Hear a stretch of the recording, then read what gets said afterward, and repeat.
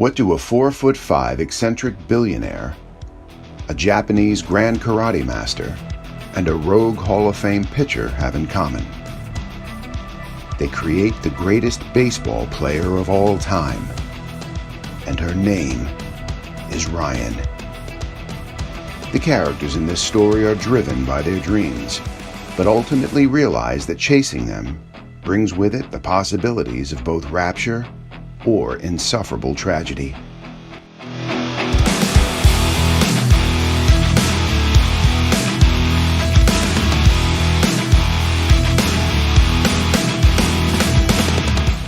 Born for the Game. A new novel by award-winning author Mike DeLucia. Get your copy now. Hello, hiya, Mike. Hey, Nice to Mike. be chatting with you. How are you? Well, good, thanks. Oh, good. Evening time here in England, but it's probably still morning for you, isn't it? Afternoon. Oh, is it? Yeah, Oh, it's right. 1:34 p.m. Oh, cool. Yeah. Yeah. Right. How's life in New York, Mike? Life in New York is grand. Yeah. Right now, though, I'm in the suburbs of New York. I grew up in the Bronx. It's a much different setting than where I live now. Moved in with my wife in Rock. It's a little town called Rock Tavern, and she grew up on an old farm. So there's a silo in the backyard, and a bunch of land and trees, and very different than growing up in the Bronx like I did. Yeah. The wildlife is different. We Okay. had stray dogs. They have I saw a bobcat the other day. So Yeah. give you an idea. So talk to us about your work ethic, Mike. We were chatting this morning. It was 4:30, I think, a.m. your time. You get out of bed of early hours of the morning. I do. I get out of bed at 4 o'clock in the morning. The only day I don't set an alarm is Sunday, but I just happened to get up this morning at around, I don't know, must have been around 4:30. And I just got up and I didn't feel tired, so I went back. Although that's not the case every day. I get up at 4. Usually I have to drag myself out of bed, and but I approach this whole business as a business. If I can get up a couple of hours earlier than my competition, and I do that every day, and I don't take weekends off, and I work diligently all day. I'm logging in 15, 20 hours a week more than my competition. So that's I've always been that way. I've always worked that hard. So that's what it's all about, getting up early to get ahead of the competition. It's about achieving the dream. Yeah.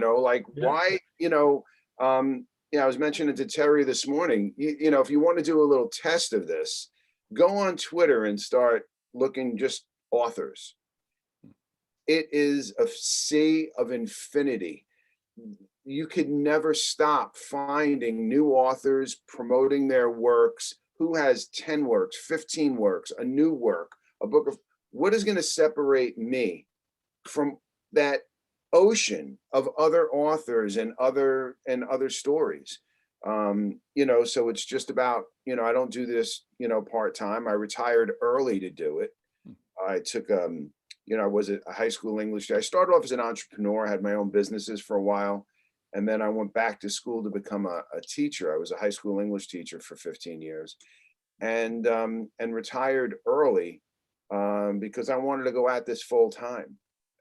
So I still kept the same hours and worked just as hard, maybe harder. And I approach it like a business. I have lists of to-dos, and I have what I want to work on every day. I've got a whole system. Each day I turn a page in a binder I've created. I have Monday schedule, Tuesday schedule, Wednesday schedule, Thursday schedule. How many hours am I working on my book? How many hours am I working on making money? How many hours am I working on my to-do list? Where do I put my schedules? How do I, if I have a doctor's appointment, where do I put it so I'm not taking away from something else? So I approach it like a business, so. Okay. Yeah.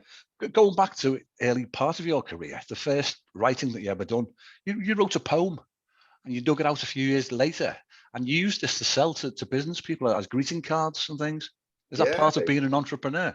yeah. It was the you know, we all know it. You know, we've all been through it. The first heartbreak of your life. You know, the big one. You know, so Yeah. I've been dating this girl for a couple of years, and I might have been 18 or 19 at the time, and we broke up. And I was so profoundly I hadn't ever felt that level of pain before. And I was perplexed over this thing called love, and I just wanted to investigate it. I wanted to talk about it. So the name of that poem was "What Is Love," and I wrote it, and we got back together because of it. And then I kept writing other things, and then, you know, everybody liked it. But, you know, there's one thing about family and friends saying, "Hey, I like your stuff," but there's a whole other thing about somebody who doesn't know you who's going to pay for it. And that was my litmus test to see if it was actually good work, you know, or not. You know, are people going to give me their money for my work? So I created cards, and I had a route. I used to go around and, you know, florists, independent card stores, you know, whoever would have them, you know, and I sold thousands of cards. So that was my first, you know, dive into the writing business. Just diversifying a little bit. Obviously, you're doing a lot of writing, and you've done teaching in the past. You've done quite a lot. You've been acting, directing, as well as writing. You've even been accused, or well, apparently admitted to opening fire hydrants for a bit of a dare when you were younger. So Terry tells me, is that right? Oh yeah, that was part of what we did. You know, we had you know, in the summertime we'd open up fire hydrants, and you know, we'd run under them, and it was a big block thing. You know, everybody in the block just ran on it. You know, if you most of the time we didn't have, you know, we didn't have bathing suits, you just ran in them. You know, and it would blast you. I tell you, it was a strong force coming out. I bet, yeah. You mentioned on that as well, as part of growing up in the 70s. You used to build wagons from milk boxes, from abandoned baby carriages. Yeah. That's a similar thing that kids in Liverpool used to do going back to the 60s, 70s. We called them staries. Mm-hmm. Yeah, you know, it's, you know, what I say now, you know, it kind of goes back to that book I wrote, Being Brothers, you know, and to me, there's a story within a story within a story within a story, because I've got, you know, the 3 stories working in the book. And then there's this other story of what it was like growing up in the days before cell phones. What was it like to be a kid in the streets growing up then? That's a whole other story that's not, you know, really told in the characters. It's just the setting is almost like another character itself. So yeah, today when a kid is born, you go out and you buy them one of those battery operated rechargeable cars that they get in and they drive, where we used to build our own. We'd go into the vacant lots where people would dump the stuff, and we'd find everything. And then we just, you know, go and raid our parents', you know, toolboxes and grab hammers and, you know, grab a bit of clothesline or find it. And, what were those things called? The Go-karts. Go-karts, but cotter pins for the wheels. We'd open them up, and you know, it was dangerous because we would race down streets, down hills, you know, in the street, not on the sidewalk, in the middle of the street. You know, luckily none of us ever got killed, but certainly flirted with it. Crazy. What we all do, eh? When we're, all right. Did you guys do this in England, where when it snows, did you, like, we used to hide, you know, in between cars, and then when a car would stop at a stop sign, we'd run in the back and grab on the bumper, and when the car drove, we'd skid behind it. Did you guys do that? I didn't personally. I must admit, I didn't do that personally, but I had heard of people doing it. Yeah. Yeah. Buses, you know, you grab the end of those things, you know, but yeah, life in the city. Yeah. And again, just going back to, I'm not sure if this was connected when you were a high school teacher, but you opened a travel club up, is that right, for kids to learn about other cultures? And tell us a little bit about that. It sounds really interesting. Well, when I first started teaching, the reason why I went into education was because like I said, I started off as an actor, and I wanted to be a successful actor. I've always had this obsession with being in the movies, and but I got married really young. I kind of made that decision that put a spear through the heart of the acting career, because with being married comes kids and putting food on the table and paying insurance and buying cars and all those kinds of things that you have to do, your rent, your mortgage. And the acting career just faded away. And so I wanted to be around it, so I started teaching acting classes, private acting classes in my neighborhood. I rented out a karate studio when they weren't using it on like Wednesday nights or something like that. There was one night a week they weren't using it, and I would rent it from the owner. And I started teaching acting, and that went on from drama to musicals. And I loved it so much that at the time I was dating a girl who was a high school English, no, she was an elementary school teacher in Manhattan. And she said, you should be, when she saw the show, she said, you should be a teacher. She said, you should be a teacher. And I was 40 years old at the time. I had very little, I had a couple of college credits under my belt because I went to college for a little bit and then went straight to acting school. And so that, because of that, I said, you know what, I want to make a living at this. So I went back to school and became a teacher. And I'm not sure where you started with that question, but oh, okay. So you said I had a travel club. So Yeah.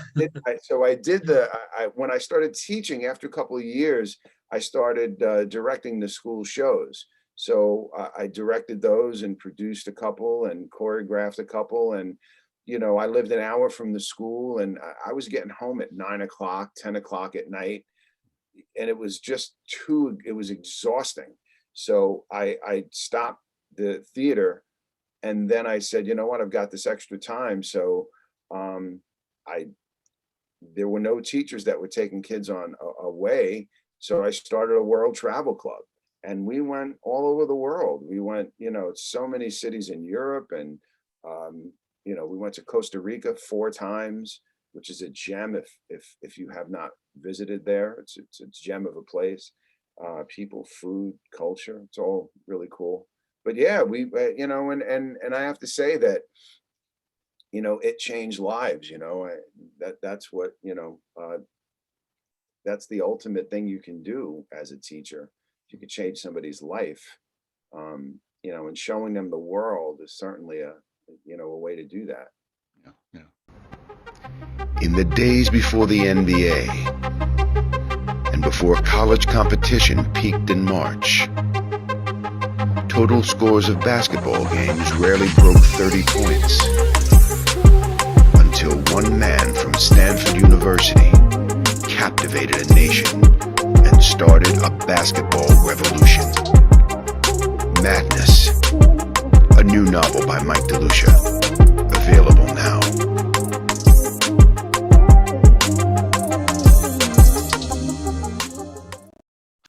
Mike, moving on to your books, there's 5 altogether. They've all got a sporting theme. Is that because of basically you're writing them what you know about, what you're passionate about?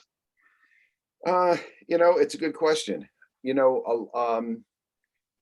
Madness, the background that you have there, the man who changed basketball, that was sort of a fluke, and I'll tell you about that. But the other 2 stories, Being Brothers and Born for the Game, are the result, of my youth. They're about my youth. Madness was just an idea that my father gave me, because I decided that I wanted to be the next Sylvester Stallone, and I wanted to write a movie and act in it and be and I wouldn't sell it to anybody unless I was the lead. And this was going back to a time when the only thing I'd written is poetry. I'd never written anything before, and so my father gave me the idea about this guy, Hank Luisetti, and I researched him, and I thought it was great. And that was a fluke. He could have told me about an inventor or something, but he told me about it. I investigated it. I loved the story. But Being Brothers actually grew from Madness because I've had people, interested in Madness as a film ever since it came out. Several people. Nothing has materialized as of yet. Although there's somebody shopping it right now. The budget is very high for Madness because it's a period piece, and it's it takes there's scenes in Madison Square Garden, there are scenes in Stanford University in San Francisco, and lots of extras, lots of green screen. Depending on the talent you get, it could be a $50 million movie. Yeah. So that was kind of like the biggest stumbling block in the beginning. And then a friend of mine said, maybe if you get people interested in Madness and then they say, well, the budget is kind of high, maybe you can pitch them something else. Can you write a story, that's like a couple of $1,000,000? So when I was in college, I had written we had an assignment to write a short story. So I wrote this short story, and I really liked it. And the teacher really liked it. The teacher said, this is really good. He said, this could be something, And at the time I was like, okay, whatever. But I dug it out and I expanded on those characters. And that was really a story about my youth, so sports were a big part of my youth. And then, Born for the Game, if you read the forward on that one, you'll see it's an idea I had in my head from the 1970s. Where my brother told me a story about the blind guy who bangs his head and he could see, and it got my imagination going. And at the time I was a big sports person, and so that story had been in my head since the 70s. Every other thing, and I've got probably 10 stories that are a paragraph long, an idea. From this point on, once I graduate from this clutch of books, there won't be any more sports unless I do have some ideas. I have a possible prequel for Born for the Game. If that becomes a big hit or becomes a film, I certainly can do that. But other than that, I'm moving on. These other stories will be a result of my current life. So did Rocky or Victor Sylvester Stallone have a big influence on where you've moved on with life and you've done your writing? I noticed you've got a poster behind you with Rocky on. Incidentally, the Rocky first film was on TV in England last night. I don't know if you saw it, Terry, but I put it on for a bit. Yeah. Brilliant. It was a big inspiration to me. In fact, I mentioned to you guys, I don't know if we were on camera yet, but I said I've been to England 3 times. One of the times I went to England, it's an interesting story. My wife was in close range. I'm forgetting the name of the town. Anyway, I just said, I've got to get this story. I've got to get Madness to Sylvester Stallone. I've got to get it to him. So I just, Googled Sylvester Stallone speaking engagements and he was doing a speaking engagement in England. So I said to my wife, you want to go to England? I said, we'll just go for the weekend, and told her the story, and she goes, I'm game. So we literally took a flight we have an airport right near us, a small airport. And at the time they had these great flights to Ireland. It was $150 each way. So we flew to Ireland, and then from Ireland we took a plane over to England, got into the hotel. It was the year that England almost won the World Cup or some big thing. And the night we came out from the hotel and we were going to the place where Stallone was, the streets were filled with people. They were on top of cars. They were, and here we are. I had a tuxedo on. Somebody said, hey, it's James Bond, so Stallone has been a big influence in my life because he was a regular guy. He didn't have an uncle in the business. He didn't have, he did it. He took a chance. He made it. So that's a huge inspiration for people who, I'm not you know, saying that people who have famous uncles and parents and aren't, you know, talented people, but it's a huge help, even though every time you listen to them, they're like, oh, it's harder when, you know, your father is. No, it's not. It's really not harder. It's not. Your foot is in the door already. You know, if you can perform, you're going to make movies, you know, but somebody who doesn't have a foot in the door, somebody who is destitute like Stallone, it's a big inspiration. It was huge for me. So yeah, I've got that poster was in my classroom for the whole time I taught. And I have another one that was from actually the 70s when the movie came out that I still have. It's framed. I have it in my room at home. So I even got another one over here. I got that one. Oh yeah. Oh, Wow. Yeah. That's very familiar. Yeah. Cool. Yeah. Mike, can I talk about screenwriting? I started reading a bit for Born for the Game today. And the opening line, it reads like, you know, the scene setting for a screenplay. A speeding red Ferrari weaves around moving cars on a Los Angeles freeway at dawn. Purely a movie image. Are you writing both? Are you writing a screenplay alongside the book, alongside the novel? My ultimate goal is to be a screenwriter. That's how I started, you know, kind of like how I started writing books to begin with. It was started with screenplays. So I don't want to get into the story because we don't have enough time, but what I do now is I write the screenplay first. Oh. And then I have the screenplay up on my Mac, and then I have, you know, another Word document open to write the novel. So I'm cutting and pasting and, you know, and filling in. You know, it's a lot harder writing a screenplay for those of you out there who you know, it's a whole different animal. And, you know, people get paid a lot of money to adapt a novel into a screenplay, a ton of money. And that's because it's so difficult. And I go into it in Being Brothers. I talk about it because as Mark is, you know, there's the narrator going on. The narrator talks about the difference between screenplay and how you're handcuffed during screenplays. You know, it's a minute a page. So you have 120 pages. That's it. And it's actually not even 120. You know, that's a 2-hour movie. How many movies these days are 2 hours? People's attention spans have changed. Yeah. You know, they're an hour and a half now. They're an hour and 45 minutes. It's a minute a page. You, especially as an early screenwriter or a first-time screenwriter, you can't hand anything in that's more than 120 pages. They'll laugh at you. So you've got to fit the story in to this framework. And you know, you've got to be cognizant of big scenes. You know, in a book, you can write, you know, scenes where there's, you know, fire, lightning coming from the sky and, you know, thousands of people rolling over the hill. And, you know, you can do all this stuff. But in film, when you do that, when you write a screenplay, people are reading that and in the back of their mind, they're thinking budget, you know, and how do I combine characters possibly?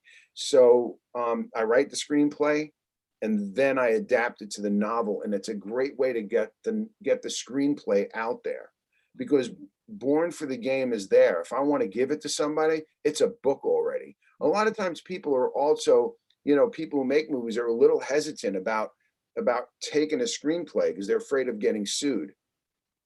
You know, but if it's a book already, they're not worried. They're not as worried about it. Sure, it's out there. Because it's a published work, you know, so, you know, they're more apt to read through a book than they would if I sent them a screenplay. So it's a little tactic. So I'm kind of spilling my secrets here on your show. Well, Terry, you'd know a bit more than that about me, but because it's a bit on my lead, to be honest. But what have you got to say, Terry, about that? Does it resonate with you? It is, yeah. I did a screenwriting course about 20 years ago, and I wrote a movie called Tales from the Green Hills. It was awful reading back, looking at it now. I turned that into a novel, and then sort of after getting some success from that, I've tried to go back again and improve the screenplay, but I found it very difficult because the novel focuses on, you know, the inner emotions, you know, what's going on inside somebody's head, which is hard to sort of display that visually. It's a totally different discipline. Yeah. Yeah. To move between the two of them is a Yeah. challenge. It certainly is, yeah. Yeah. So go on, sorry. I was going to ask, moving along with that theme, have you had any approaches from Mr. and Mrs. Netflix regarding your work? All right. It's the reason why I haven't gotten approaches from Netflix yet is because I don't have a movie out yet. I'm not, you can't, walk into anywhere and say, hey, did you check out Mike DeLucia's latest book? I know I'm a good writer. I know I am. I know it. I know I work hard. I know my material is good. The one missing link right now for me is the luck. Again, I've had people interested in, I just recently signed a 6-month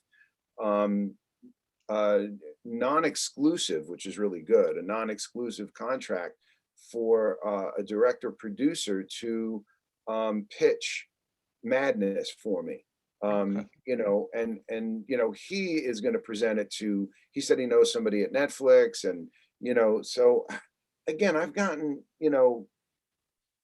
half a dozen of these.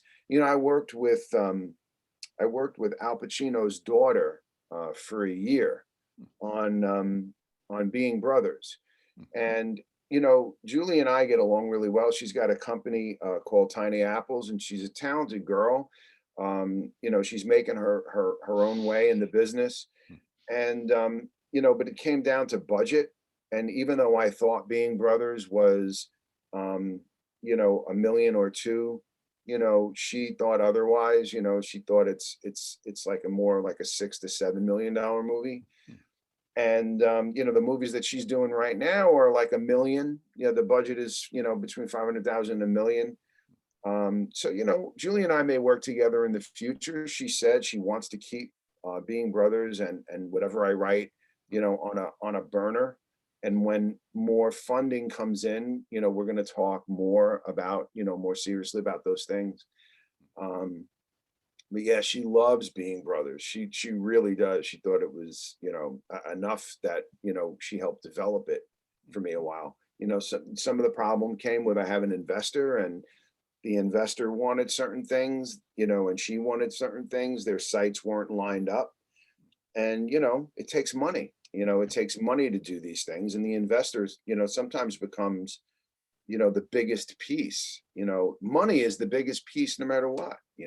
Who's going to put the funds into this film?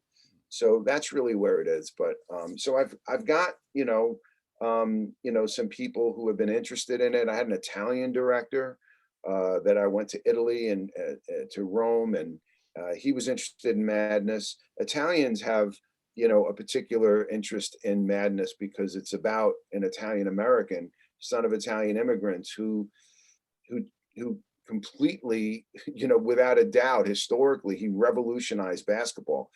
He was able to show people what basketball could become. Originally, scores of basketball games were, 30 points, 35 points. It was a defense-based game. There was no NBA, there was no pro league, because it wasn't that exciting. It was more like a lacrosse kind of a thing. It was a school sport, it was an Olympic sport, but it wasn't a pro sport, even though they tried to make it one, but they just didn't have the butts to put in the seats. Louis Eddy provided a glimpse of what basketball could be. He was the first person to shoot with one hand, first person to do the running jump shot. He was 50 years ahead of his time, and he played a game of basketball that when people saw it, it changed. They saw, again, I've said it a couple of times, a glimpse of what basketball could be. There you go. Yeah. Right. So why an Italian would be interested in it is because, it's a positive image of Italians. And, the film, the film business has really, today in our society, we use this expression woke, and we use, it's all anti-racism and, all that kind of stuff, which, is great and it's appropriate, except that they've forgotten about Italians. There's only been one film made in this country, popular film. There might be some indies out there, but you know, I know there are some indies, but popular movies that Hollywood backed films.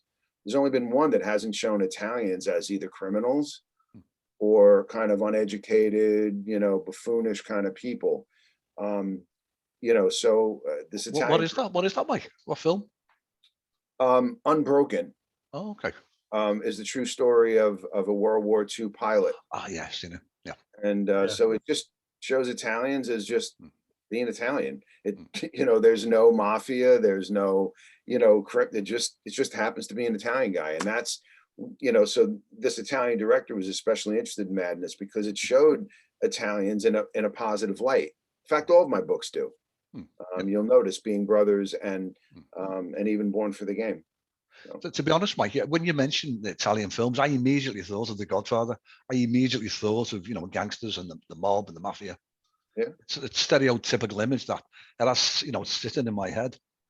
You've So I been totally brainwashed. agree. Yeah, yeah. You've been brainwashed. You know, a friend of mine went to an Italian restaurant, in an all-inclusive restaurant in the you know, somewhere in the Virgin Islands or something, and she was there with her family. And when they walked in, the maitre d', you know, said, you know, it was in a big Italian last name, and he said, "Okay, I'm going to seat you guys at a seat where you can see the doorway," you know, and she said, "Well, what's that supposed to mean?" Yeah. And he said, "Well, you know, you're Italian," and you know, and she's like, "I'm offended by that comment." Yeah. And I think, you know, and when she told me about it, you know, I said, you can't blame him because he has been brainwashed to thinking that is what Italians are, you know. So I said, you really can't. So unless we start, you know, to change and to, you know, like Unbroken, but you can't do one film, you know, in 50 years and expect that to educate people that Italians are actually,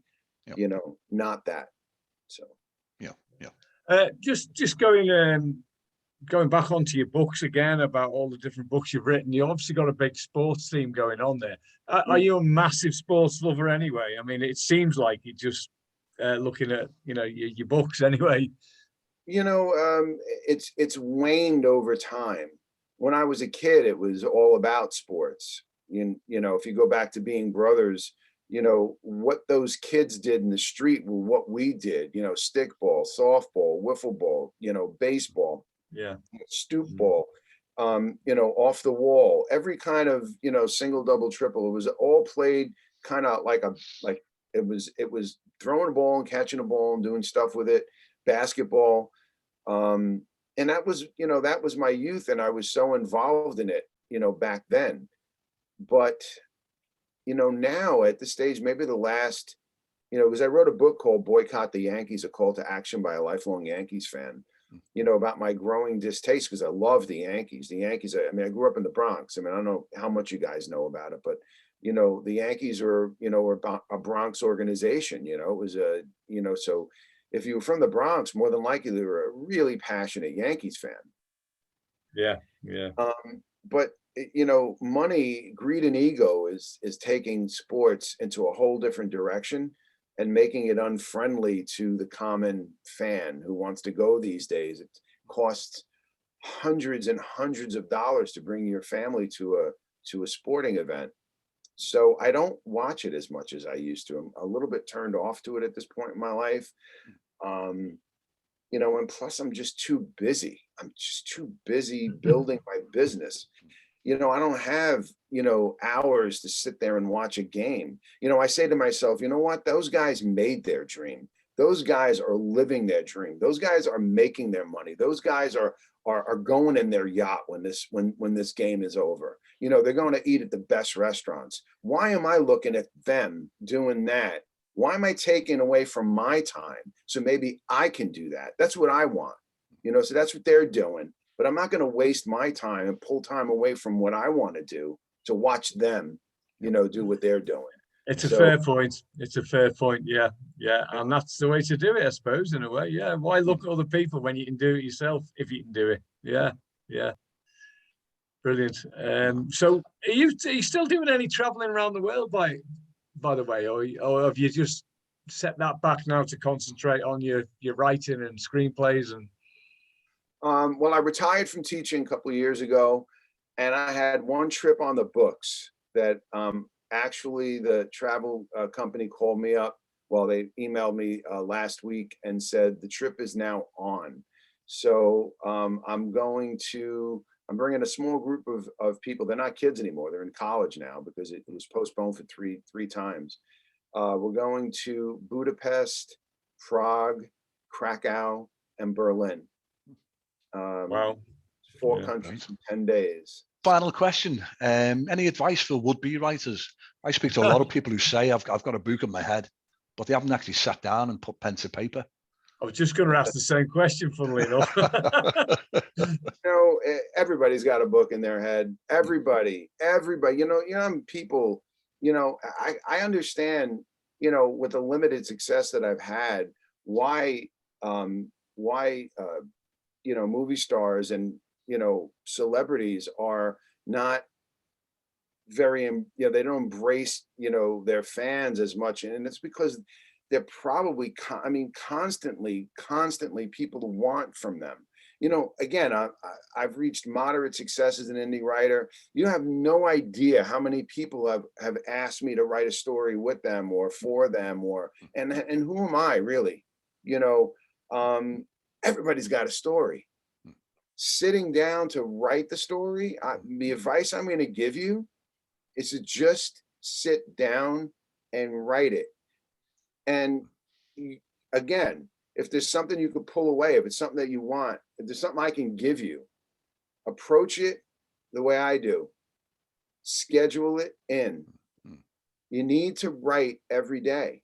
You need to block out your time. You need to look at your schedule. There are things that you're going to have to change. Like, in other words, your day is filled up. Your weeks are filled up. So where are you going to write a book? Well, I don't know. You've got to look at your schedule and say, well, instead of watching TV for 2 hours at night, maybe that's the time when you need to write, or playing video games, or doing what or whatever, whatever, even if it's family time, you've got to look at your schedule and say, well, where can I put, an hour a day, 2 hours a day to write, and do it. That's all I can say. You just can't throw it up on a whim, and just say, yeah, I want to write. Yeah. It's a huge commitment. Fair enough. So, yeah. Good advice. Yeah.